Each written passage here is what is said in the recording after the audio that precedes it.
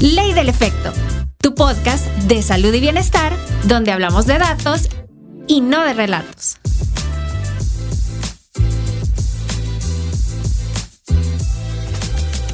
Hola, hola, bienvenidos. Estamos súper felices de este episodio y estamos muy emocionadas porque es una nueva sección de esta temporada en la que vamos a estar discutiendo artículos. Vamos a estar hablando sobre estudios, artículos, revisiones que nos ayuden a entender distintos temas y a actualizarnos.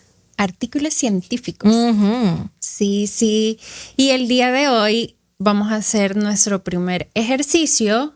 ¿Con cuál artículo, Jess? Tú que eres la más pro porque lo tienes impreso. Ajá, y todo apuntadito. No, porque sabes que este artículo en particular lo leí hace ratos. O sea, tampoco es como algo tan reciente. Entonces creo que es como bastante interesante que empecemos con esto. Y el tema es dolor crónico en individuos del trastorno del espectro autista. Revisión de posibles características particulares en el procesamiento y comunicación del dolor. Qué largo. Sí, se hizo largo pero creo que es un buen artículo. Léelos tú porque... Bueno, espero pronunciarlos bien. Los autores son Micaela Goldschmidt, María Guadalupe Rosales y Eduardo Marchevsky. Creo que los pronunciaste bien. Creo que lo dije bien. Ellos, siguiendo con el tema de los autores, son profesionales de Argentina, quienes trabajan pues en la Universidad de Buenos Aires, también en la Asociación Argentina para el Estudio del Dolor. Y sí, a estos grupos pertenecen. El objetivo de discutir acerca de estos artículos científicos es comprender mejor o ser más críticos con respecto a la evidencia que revisamos y realmente saber cuál es el propósito de los artículos. Entonces, bueno, ¿qué fue lo que leyeron ustedes? Bueno, yo creo que este lleva bastantes, a mi parecer, puntos para discutir, pero creo que hay un reto que cuando vos tomas un artículo y lo vas a discutir, ya sea nosotras como colegas, pero no se queda aquí, sino que hay otras personas que te están escuchando, es importante saberlo explicar sin tanto tecnicismo, y ese es el reto. Sí. El reto de que tú coloques y sea tal cual el que elegimos, conlleva ese reto de decir, ok, hay muchos términos porque es lo que en algún momento le hemos dicho. ¿Quiénes son los que leen estos documentos? ¿O quiénes los generan? Y a quiénes nos interesa. Entonces es como, hay que decirlo, son artículos académicos que están diseñados para un sector, para que ciertas personas en búsquedas puedan también acceder a ellos. Entonces es interesante y el reto para nosotras va a ser tratar de explicar qué es lo que es relevante de este artículo y que no sea técnico. Entonces, para mí esto es un reto, les soy honesta, porque es como, ok, traducime esto, es como ese reto. Entonces, creo que a mi parecer, lo primero que yo como profesional me planteo cuando estoy en un artículo es qué es lo que estoy buscando, cuál es el objetivo y si este artículo que tengo, en este caso, el que vamos a discutir ahora, me dirige hacia un punto en concreto, porque hay que decirlo, hay distintos tipos de artículos académicos, hay distintas metodologías en un artículo que está compuesto, y tú tienes que saber para qué, o cómo, o qué es lo que estás buscando. O lo que el mismo artículo está buscando. Sí, porque tenés que saber el objetivo. Sí. El objetivo te da una línea hacia dónde van a ir las conclusiones. Sí. Entonces tenés que tener esa claridad. Entonces nosotros creo que el primer punto sería eso, saber y decir, ok, los artículos son para eso, son para que te den una línea, son un mapa, son una guía, pero rara vez vas a encontrar, habrán de todo tipo, como lo hemos dicho, pero en este en concreto es un artículo que podríamos considerarlo narrativo. De hecho, el artículo te dice que es una revisión narrativa. Entonces vamos a empezar por ahí. ¿Qué les parece? Sí, me parece un excelente punto de partida porque Desde aquí ya nos pone a todas en la misma línea sobre saber qué puntos son los que podemos discutir o resaltar con respecto. Solo una cosa, antes de, porque ya lo dijimos, es narrativo, pero ¿qué implica que sea narrativo? No, yo quería mencionar, como dentro de esto. ¿Qué significa que un artículo sea narrativo? Dentro de eso también yo quería mencionar que es importante que sepamos que ahorita lo que vamos a tener es una descripción de lo que se encontró al revisar distintos estudios, ¿verdad? Eso Por es lo eso que es vamos narrativo. a encontrar, exacto. Eso es lo que vamos a encontrar en este momento. Ahora, esta no es, a diferencia de otros estudios que podemos tener, esta es una revisión. Es decir, no han realizado ellos una aplicación metodológica directa hacia individuos, sino que han tomado documentos y que se filtran, y aquí se explica de qué manera se filtran y de qué manera estos documentos han sido seleccionados o excluidos de la revisión para tener una discusión y llegar a conclusiones, ¿verdad? Eso es lo que busca esta revisión. Uh-huh. Y, perdón, quería mencionar algo que para mí es muy interesante.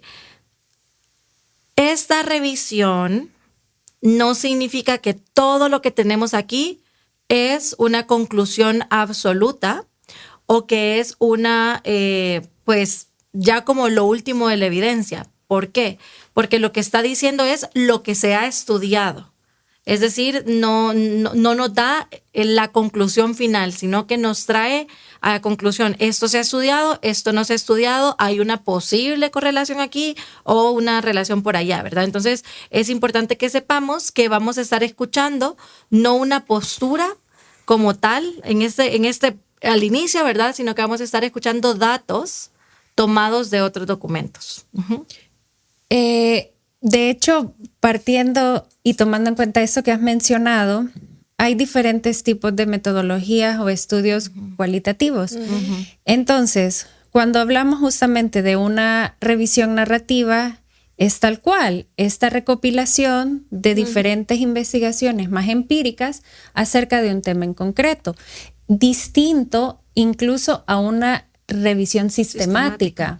Claro. Que siempre es cualitativa, pero ya incorpora otro tipo de requisitos, por así decirlo. Ya tenés que utilizar no recuerdo ahorita cuál es esa palabra, pero para categorizar la evidencia o la información que tú vas a incorporar, tenés que hacer uso de otras herramientas. Mientras que, claro, en la revisión narrativa vas tomando ciertas características de acuerdo a la temática que querés desarrollar y esto te va orientando. Y tal cual, en este caso es una aproximación a el tema que vamos a abordar, esta discusión pues que tienen incluso los autores con respecto al tema del dolor en esta población.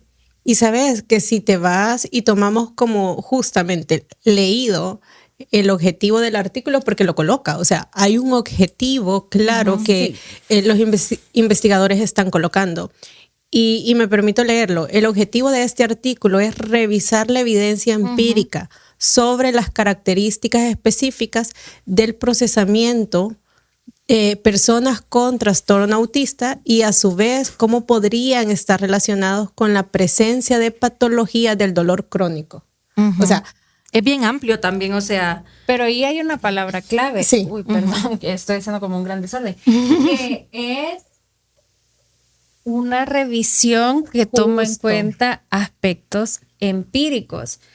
Y esto es importante porque cuando hablábamos acerca de los niveles de evidencia, esto tiene mucho que ver con la metodología utilizada, el tamaño de la muestra, también el tiempo que se ha tomado, si es un estudio de corte, si es un estudio transversal, etcétera.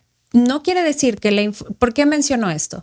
Porque no quiere decir que la información que vamos a encontrar en este artículo no sea basada en evidencia o no sea importante, sino que el nivel de evidencia te va a orientar sobre qué otros aspectos hace falta más investigar o discutir, porque incluso los autores, dependiendo, como repito, el tipo de investigación, lo recomienda. Hace falta más investigaciones acerca de eso, debido a que la información todavía no puede comprobarse en toda la población objetivo. Pero es que sabes que desde el momento en el que está bien seleccionado el tema, Correcto. Te dice y hace referencia a algo bien epistémico, es decir, con solo que te dice una revisión de posibles características, o sea, estas palabras son claves cuando vos te enfrentas a un artículo, dice posibles características, o sea, de entrada te dice que no es determinante, no es causas, es exploratorio. Quizás, y eso es clave. A mí me gustaría aclarar, ¿verdad? Lo que explicaba también Sandra. Igual ya, para que entremos al tema, pero creo que al ser el primer episodio así, creo que es valioso que lo hagamos. La revisión narrativa es más flexible, entonces por eso dice posibles causas. Quizás una revisión sistemática nos diría cómo se correlaciona el dolor con PA. O sea, sería muchísimo más concreta y estaría revisando como algo más específico. Habría una pregunta de investigación concreta que se busca responder por medio de la revisión de otros estudios, ¿verdad? Y luego tenemos por otra parte el metaanálisis, que ya es otro pista, ¿verdad? Ahí estamos haciendo una mezcla de los resultados de distintas investigaciones para llegar a conclusiones fuertes y certeras de un tema concreto, una pregunta de investigación. Entonces, bueno, eso diciendo inicial, entonces sabemos que vamos a hablar de las posibles características particulares en el procesamiento del dolor y comunicación del dolor en personas autistas. Sí. No. Sí, yo creo que estamos claras que es un artículo exploratorio que busca generar hipótesis, es decir, preguntas y plantearnos cosas. Así que no sé qué les pareció a ustedes una vez lo leyeron. Yo lo leí hace rato, pero fíjate aquí voy a recordarlo. Que yo quería mencionar que esta sección es muy valiosa porque empezar con un artículo de estas características y lo que tú mencionabas, convertir lo técnico en algo más sencillo, respetando siempre el rigor, es el desafío. Pero al hablar de una investigación de este tipo, creo que es un primer buen acercamiento a la literatura científica por aquellas personas que estuvieran más adelante, pues, en leer lo que los artículos tienen sus acápites, su estructura ya bien establecida. Y eso es algo que también se debería tomar en cuenta. ¿Por qué menciono esto? Porque nosotros siempre mencionamos en el podcast, y de hecho hace un momento hacíamos como el guiño de hablamos de datos y no de relatos. Esto también son datos que, como menciono, te permite aproximarte a la literatura científica y a información que sí está basada en evidencia. Y ese era como un gran paréntesis que quería mencionar para, pues sí, que vayan adquiriendo también el gusto por eso, porque es muy interesante revisar lo que los autores plantean. Pero respondiendo a tu pregunta, primero me parece algo que difícilmente yo me habría cuestionado, que es algo tan complejo y profundo, porque no solamente toma en cuenta el procesamiento cognitivo como tal, sino que específicamente con el tema del dolor, por lo cual me hace pensar, hay observaciones que te permiten inferir, ¿hay un procesamiento diferente en esta población?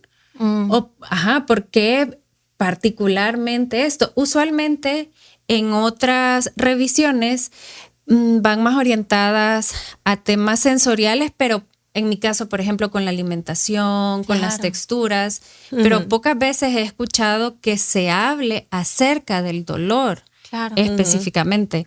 Entonces, desde ahí yo pensé como... Claro. Sí. Yo creo que para mí, bueno, empezando ya de lleno y desde el resumen en ese artículo nos muestra que hay una prevalencia significativa de experiencias de dolor prolongado en personas autistas, ¿verdad? Y igual me surgen muchas preguntas, como yo les decía, porque decía, por ejemplo, que en Brasil, Colombia y México hay estadísticas y dice que 39% en Brasil, 31% en Colombia y 27% en México de personas tienen o viven con dolor crónico dentro del autismo. Iba a decir dentro del espectro autista, qué raro que yo diga eso. Ay, Dios mío, creo que por el lenguaje que tiene el artículo. Ajá. Pero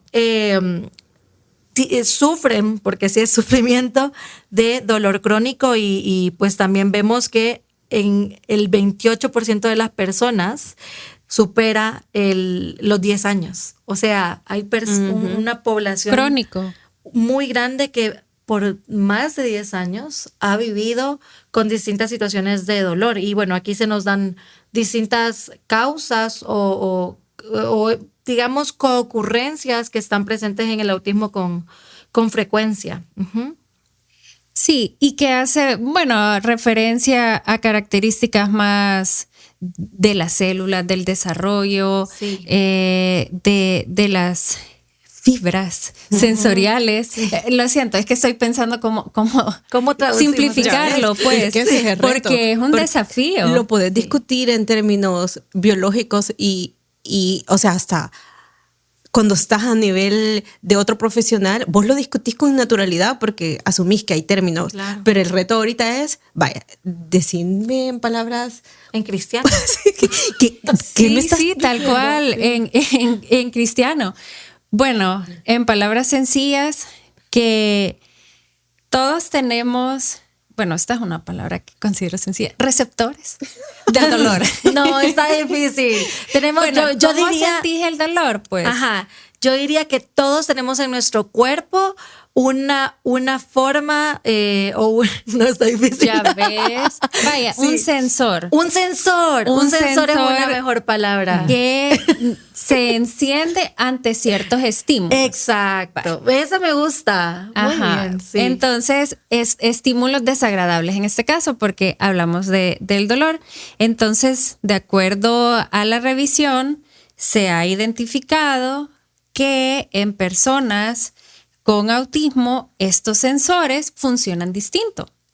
Lo que quiere decir es que el artículo señala y apunta que las personas con autismo, algunas experimentan mucho más dolor de lo normal y otras pareciera que no experimentan Exacto. dolor.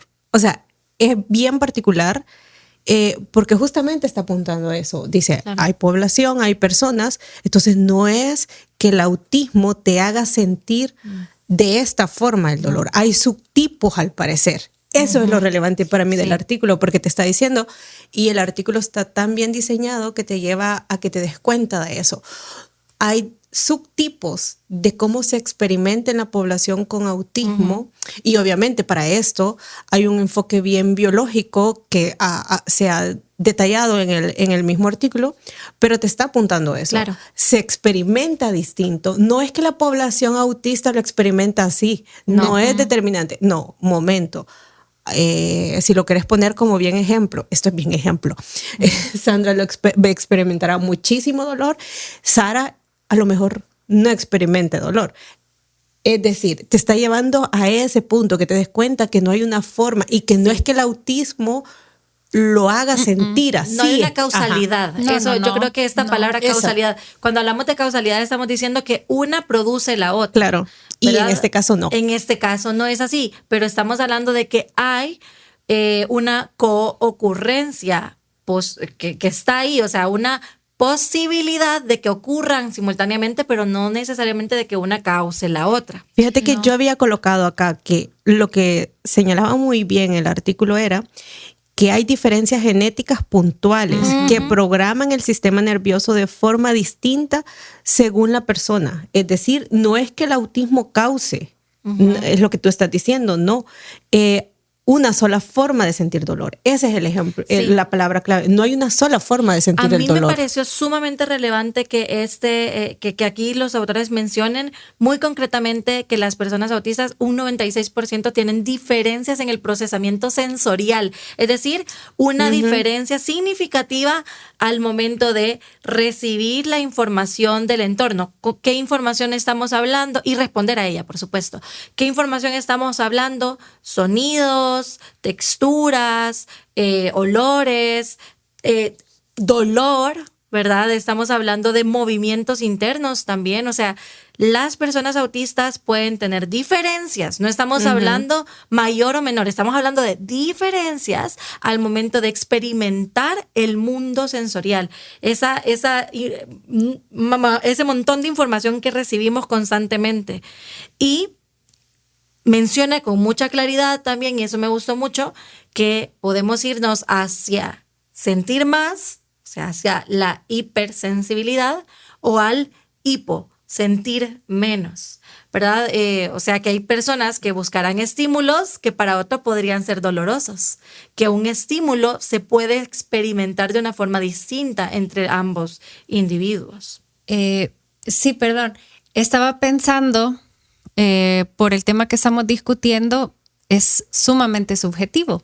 Y por eso es importante tomar en cuenta estas características que tú nos mencionabas acerca de lo genético, lo biológico, porque partimos de la base de, este sería el funcionamiento, y se observa que en esta población, de acuerdo a sus características, de hecho, estaba revisando una figura que a mí me gusta más con Los figuras. dibujitos. Como, Explíquenme con manzanas. Los esquemas. Los esquemas. Los No, dibujitos. no, lo visual. Funciona más con lo... Sí, sí. Ey, dijeron que habláramos en palabras visual. sencillas, ¿eh? Pero claro, o sea, lo visual te puede orientar a la Claro, discusión. claro. Entonces, vaya, aquí hablan y volvemos a lo mismo, por los términos utilizados y por la línea de investigación se denomina reactividad atípica, es decir, que no es la esperada o, pues sí, vea, la usual observada. Entonces, lo que me parece importante aquí es que se menciona que hay una conciencia del dolor alterada o que incluso hay un... Pues sí, vamos a utilizar las palabras del artículo. Déficit, pues sí, déficit en la autorregulación del dolor. Entonces, partiendo de esto, y como ustedes muy bien lo mencionaban, para evitar la confusión, no es como la causa y el efecto, sino que se evidencia que hay cierta alteración en la reacción con respecto al dolor. Claro. Y por eso estas señales internas pueden experimentarse de forma más intensa o de forma imperceptible. Y de hecho, ambas son peligrosas. Sí, de hecho eso te iba a mencionar porque puede ocurrir, por ejemplo, una lesión Seria. que requiera cierta atención, pero la señal del dolor no es tan intensa que es como, bueno, ya se va a pasar o no se le presta importancia y eso luego puede generar un problema en el largo plazo dependiendo del tipo de lesión de la que estemos hablando, o por el contrario, al experimentarlo de manera tan intensa, vivir en dolor constante y eso afectar, por supuesto, la calidad de vida, Claro. las funciones diarias y tener otro tipo de desafíos. Entonces, realmente este es un tema que si ustedes, o bueno, en la discusión que estamos desarrollando, tiene impactos en múltiples niveles. Sí. Y por eso que, de hecho, desafiante poder realizar, o sea, un estudio acerca de esto. Pero, ¿sabes? A mí me gustó que creo que también el artículo, hay que decirlo, tiene Sí, bastante sí. honestidad científica, le diríamos. Sí, porque completamente. sí te dice, por ejemplo, en la parte creo que era la metodología, te dice cuántos artículos se revisaron, luego cuántos se depuraron y, o sea, no te afirma. Por eso yo desde el inicio dije, este es como un artículo bien de aproximarnos a algo y de cuestionarnos y generar hipótesis. Es un artículo de punto de partida y eso es bueno. Sí. ¿Sabes? Porque no hay que dejar de largo eso. Porque al ser una revisión, es bien importante saber qué palabras se utilizaron en la búsqueda de los artículos que se revisaron y sí te los coloca. O sea, entonces a mí me llamó mucho la atención. ¿Y por qué dije honestidad científica? Porque el artículo te dice que no hay, y esto es un poco importante, muy importante, mejor dicho, no poco, que la mayoría de artículos revisados eran en población masculina. Sí, eso es hay, súper interesante. o sea, y ese es un dato muy relevante del artículo que Crítico. sí tenemos que decirlo. Sí, y por eso sí. hablo, y a mí la palabra que utilizaría creo que tiene mucha honestidad científica, porque no te está dejando ver eso, que hay ese hueco. Uf, hasta se me erizó la piel, de verdad. Saben que es cuando lo leí también me pareció tan triste esto, ¿verdad? Y dije, epa, o sea, e incluso estoy leyendo algo que está resaltado ahí en el que lo ponen a un lado y se resaltan algunas frases. Dice, el dolor en las personas con TEA puede estar siendo subdiagnosticado y subtratado debido a las dificultades en la comunicación y Ese percepción es otro punto. sensorial. Y hay algo que el artículo también resalta y es que las mujeres tienden a hacer más enmascaramiento. No usa esas palabras, pero es lo que está básicamente diciéndonos, ¿verdad? No recuerdo que diga enmascaramiento, No, ¿verdad no, que no? tampoco. Pero sí dice que la mujer tiende a tener o a desarrollar ciertas habilidades para comunicarse, interactuar con otros que hacen que el diagnóstico sea sesgado y que muchas como viven y salen adelante terminan siendo sin ser diagnosticadas. Y también, bueno, obviamente esta frase hace referencia a todas las personas que se consideraron.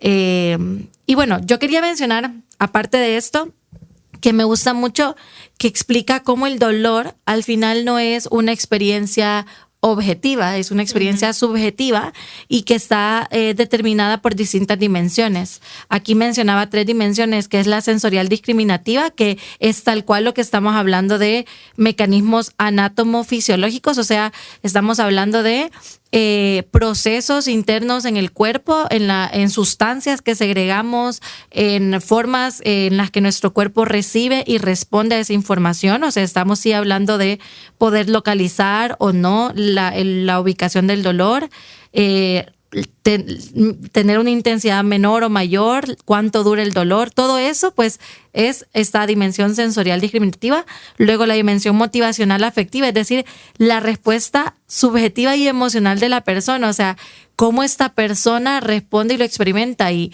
aquí también me imagino, sería muy interesante evaluar la correlación que hay entre dolor crónico y depresión, por ejemplo. O aquí mencionan que el dolor crónico también puede tener verse como ansiedad. Es súper interesante. Y fíjate que, bueno, en esto de la dimensión motivacional afectiva, lo que yo pensaba es desde la crianza o la educación. Por ejemplo, imagínate, está durante la niñez una persona jugando y se cae. Y la respuesta del entorno es, no vayas a llorar, solo levántate. Y probablemente la persona o este niño o niña siente dolor. Pero, ¿cuál es la indicación? Levántate y no llores. Claro. Entonces, desde ahí vas empezando a codificar, bueno, esto no debería representar algo por lo cual yo verbalizar o comunicar, tengo malestar, tengo un dolor. Entonces, creo que esto también es sumamente relevante porque menciona respuestas subjetivas y emocionales que también pueden estar siendo reforzadas. Creo que te entiendo el punto, pero creo que sí debemos delimitar, creo que es la palabra, que el estudio, al menos que yo comprendí, es por eso él hace la revisión va del aspecto biológico. Es que biológicamente, aquí tú lo que estás sugiriendo, y es tal cual como lo estás sugiriendo, es el aprendizaje social sobre la asociación y comunicación, obviamente. Eso, la comunicación. Ajá, Pero en el comunicación. estudio en concreto, lo que lo hace, a mi parecer, bastante relevante es que la línea que se revisa es este aspecto biológico, que hay una forma distinta. Es como un cableado. Sí, Distinto, ¿sabes? El Claro, sensor. o sea, es como hay cables que son que cargan tu teléfono más lento que otros. Ajá, entonces esto viene y explica porque una persona, claro, un chico a lo mejor ante una situación experimentaría mucho dolor y otro chico experimentaría algo insignificante. Entonces, sí está ahí y creo que no se puede separar del todo la parte del aprendizaje social y cultural, pero es esa línea que creo que el enfoque del... físico. Ajá, es ese aspecto biológico. Por eso habla de componentes incluso genéticos. Claro. Entonces eso sí también es importante que lo veamos, que es esa... Se está delimitando hacia allá. Pero ¿sabes Hacia por qué allá. me llamaba la atención? Precisamente por el tema de la comunicación. Pero no del dolor. olvides la Pero claro, población. ajá, que es importante. Pero, ¿sabes? Ay, perdón. Son Sí, como es que de muchas eso se ideas. trata, Son amiga. como muchas ideas. Porque es que, vaya, cuando se mencionaba lo que ustedes decían de la honestidad al momento de escoger la información, perdón, las revisiones y los artículos, y que la mayor parte era población masculina, entonces eso es lo que a mí me hacía pensar, es como las posibilidades que hay de continuar investigando Hay el tanto tema que se y abre. que es tan valioso que ellos hayan iniciado, porque como les decía, yo pues si vean, nunca lo había escuchado, y es darle la relevancia que tiene. Y por eso después yo pensé, ajá, pero es que también están interactuando. O sea, como otras Exacto. posibilidades. Hay más. Ajá, de investigación. Pero es cierto, es cierto. Es Y que sabes, es como todo eso que y yo siento que te dice, el artículo te dice, esto es lo que sabemos hasta ahorita.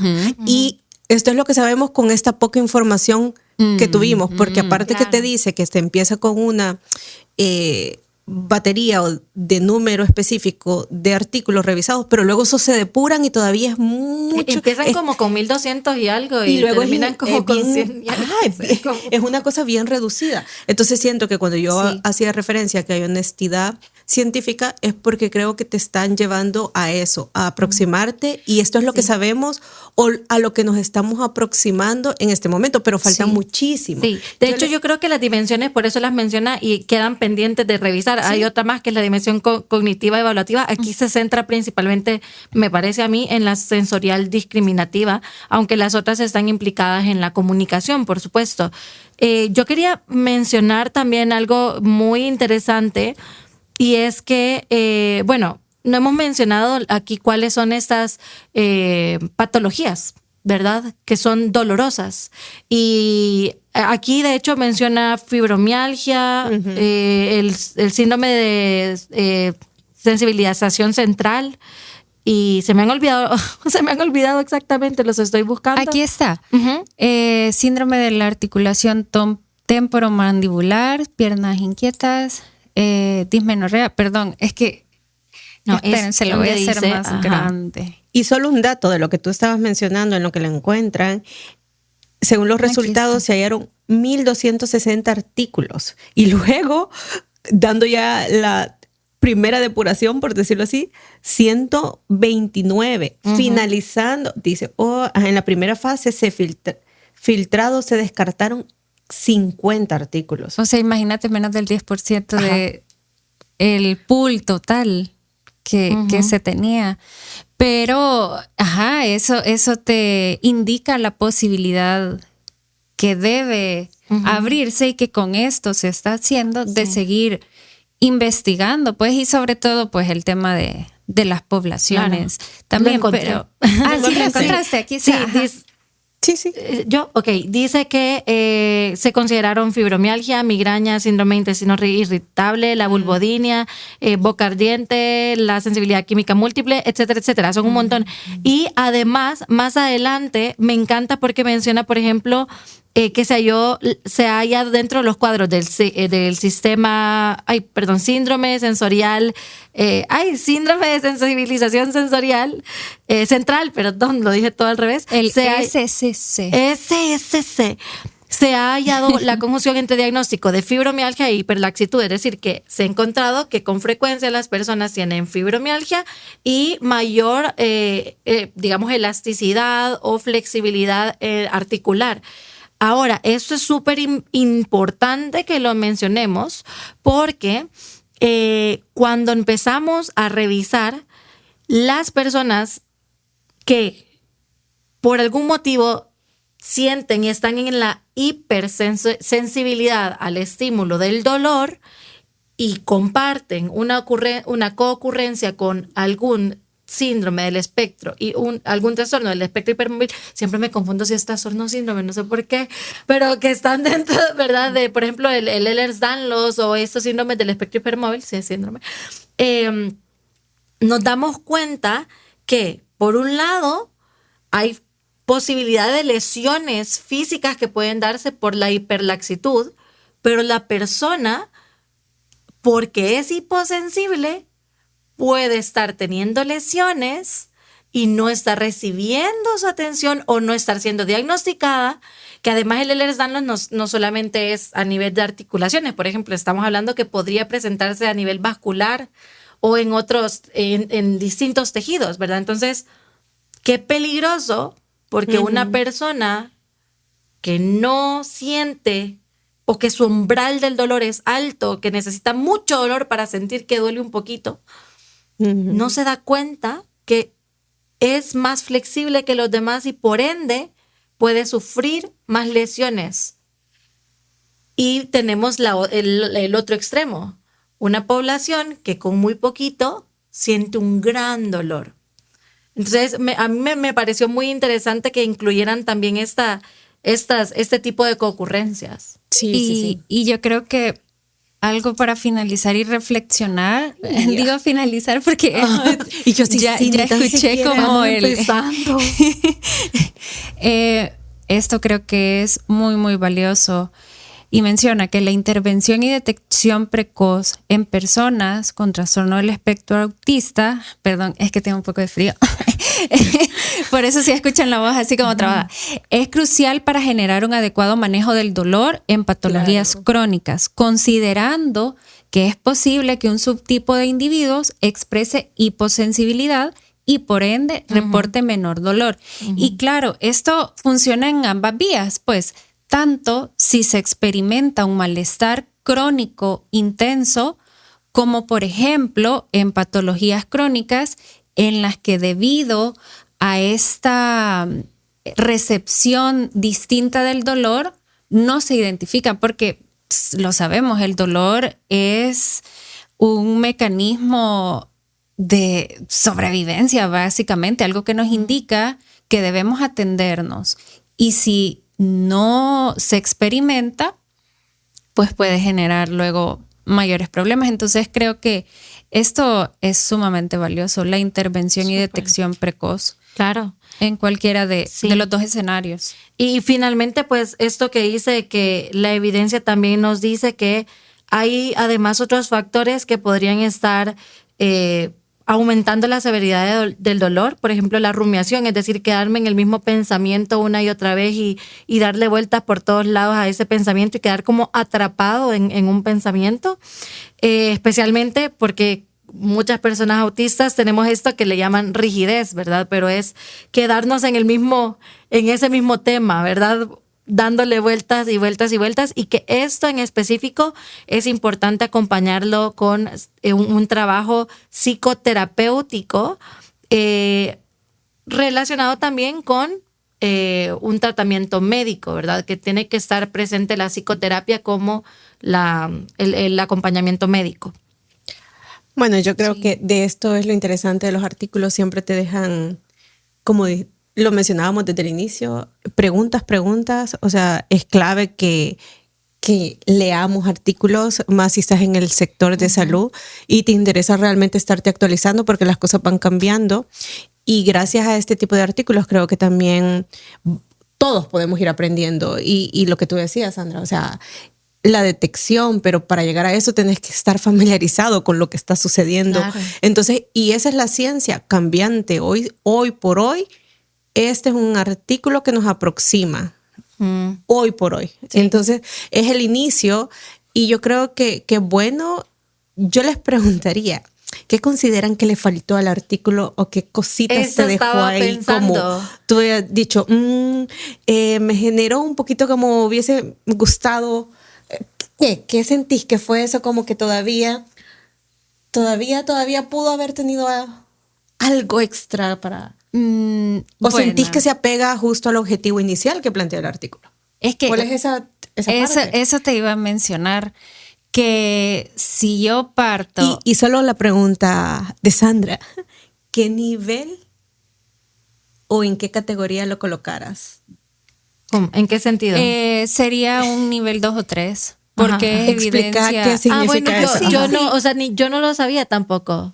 Bueno, los niveles de la evidencia van desde el 1 hasta el 3, siendo el 1 aquellos artículos, bueno, no necesariamente artículos, sino que investigaciones desarrolladas con métodos transversales, estudios de cohortes, que utilizan no solamente variables cualitativas, sino que también cuantitativas, el tamaño de la muestra y que se ha comprobado, claro, por así decirlo. O sea, dejó de ser una hipótesis y se volvió algo comprobado. Luego, es el nivel 1. Ese es el nivel 1, es el más alto de ¿Y lo de pondrías en nivel 1? No. Nivel 2, lo pondría entre nivel 2 o 3 porque incluso menciona que es empírico. Exacto. Y desde allí, o sea, utilizar esa palabra, y por eso lo decíamos al inicio, no es que el artículo no tenga validez, ni que la información que vamos a encontrar no sea relevante, pero tú tenés que saber que de acuerdo a lo que estás buscando o la información que querés encontrar, se encuentra en esa categoría y por lo tanto lo tomás como referencia y te sirve incluso como, bueno, aquí está hablando de esto en concreto. Voy a investigar más de esto en concreto y probablemente encontres un estudio más amplio al respecto. Y de hecho, por eso era como esa pregunta deliberada, porque sé que lo podías explicar de esa manera tan fabulosa. Y es para que las personas que nos escuchen entiendan la importancia de escribir artículos, la importancia de investigar. O sea, no es que porque no esté en categoría 1 esto pierde valor. Al contrario, necesitamos este tipo de artículos. Porque son las que empiezan. Sí, saben que yo ahorita, o sea, desde que empezamos yo dije, puchica, yo empecé a leer estudios después de la universidad, porque mi carrera principal fue educación especial, o sea, una licenciatura en educación especial, y lamentablemente no nos enseñaron a leer artículos. O sea, luego a pencazos yo aprendí, o sea, fue... Interés propio. Sí, y por interés propio y por dicha en la maestría de musicoterapia nos pusieron a leer muchos artículos relacionados al tema. Creo que también sería súper bueno discutir sobre eso, pero... Ojalá en las universidades se lea más y se enseñe, porque no es solo tomar, léelo, sino que es esto, ok, hablemos de cómo se clasifica la evidencia, hablemos de los distintos tipos de artículos que existen, de las distintas revisiones. O sea, creo que sería súper valioso que se pudiera hacer. Y yo creo que empezamos bien con este tipo de artículos, pero el siguiente reto va a ser que leamos artículos salvadoreños. Va a ser interesante saber qué tenemos que podamos traer y discutir, así que creo que va a ser una sección favorita. Tengo una en mente. Va a ser nuestra pero yo sección quería favorita. mencionar que, bueno, ya para ir cerrando, ¿verdad? Ya Jessica ya casi se levantó de la silla, agarró la página y se levantó de la silla. Pero bueno, creo que hiciste la pregunta de qué me habría gustado saber más. Y yo creo que al final lo que nos presentan aquí es un resumen de todo lo que ellos investigaron finalmente. Pero creo que me habría gustado entender un poco más sobre las distintas patologías que están presentes y la prevalencia que hay de cada una de ellas en relación al autismo. Y también algo que yo siento que me queda debiendo el artículo, lo digo con temor, ¿verdad? Así, algo que me queda debiendo el artículo es un enfoque más neuroafirmativo en su lenguaje. Entiendo que viene de una perspectiva médica, o sea, que porque también uno de los escritores o de los que colaboraron para la realización es un experto en dolor, en medicina del dolor, ¿verdad? Entonces, por supuesto que el lenguaje técnico, y lamentablemente pues es el que seguimos teniendo, pero siento que me queda debiendo este enfoque cómo lo puedo ver yo esto desde una perspectiva amigable y respetuosa al individuo, ¿verdad? Si bien esto aporta para la calidad de vida, que ya solo eso es una gran cosa, siento que el lenguaje puede estar posicionando a la persona como una persona dañada. Pero fíjate que, es que ya vamos a discutir y se nos acabó el tiempo, porque esa es la importancia que cuando vos tenés un artículo en las manos también podás entender quién lo escribe, porque te da la línea de un enfoque. Exacto. Entonces nunca va a ser lo mismo, es que la relevancia, cuando vas a leer un artículo, ¿cuál es el diseño de ese artículo? ¿Quién lo escribe? ¿Hay conflicto de intereses? ¿No hay conflicto de intereses? Todas esas son pequeñas cosas que seguramente las vamos a ir aprendiendo a medida discutamos otros, pero siempre va a ser importante eso, porque también dirige justamente tus expectativas y también a considerar los propios sesgos y los sesgos del artículo, ¿sabes? Totalmente. Porque viene a partir de cómo se está realizando. Pero ¿sabes qué? Yo creo que si vos estás dentro de un enfoque neuroafirmativo y escuchás eso y te tembló el ojo cada vez que escuchabas TEA o trastorno del espectro autista, o sea, date el permiso de leerlos. Exacto. Porque te están dando información sumamente valiosa. Hay personas, o sea, a mí me tembló el ojo, por supuesto, con cada término, pero yo entendía esto. Viene de un enfoque más médico y está bien y es necesario. Entonces hay que darnos permiso de escuchar las otras formas de hablar, porque aquí ni siquiera creo que estemos hablando de posturas, aquí todos estamos velando por el bienestar de las personas autistas, ¿verdad? Entonces, me encantó esta sección. Sí. Nuestro primer artículo medianamente discutido le vamos a poner porque da para más. Pero nada, nos vemos en el próximo episodio. Hoy se reyó. ¡Guau! ¡Guau! Esto fue Ley del Efecto, tu podcast de salud y bienestar, donde hablamos de datos y no de relatos.